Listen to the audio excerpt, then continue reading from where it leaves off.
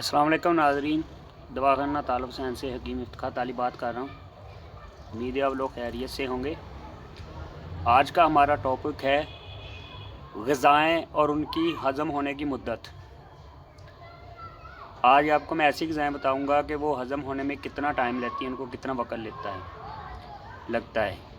कौन सी चीज़ को हज़म होने में कितना टाइम लगता है, ताकि आप जो डेली की रूटीन है, तर्ज़ ज़िंदगी है, उस हिसाब से अपनी ग़िज़ा खा सकें और उसको उस हिसाब से एडजस्ट कर सकें। माहिरीन के मुताबिक इस चार्ट को देखते हुए अपनी ग़िज़ा का इंतखाब करें ताकि गैर ज़रूरी मसाइल से बच सकें।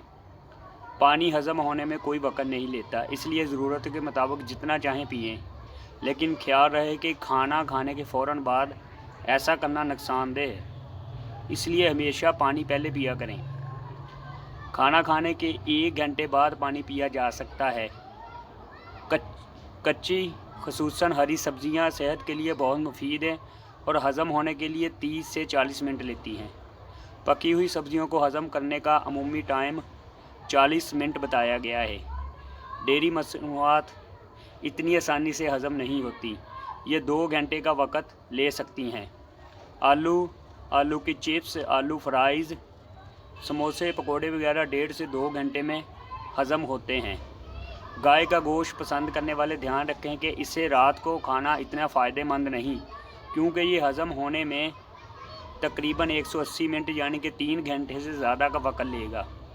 मुर्गी और मछली के शौकीन जान लें कि मुर्गी भी 1.5 से 2 घंटे, जबकि मछली 45 से 60 मिनट में हज़म होगी।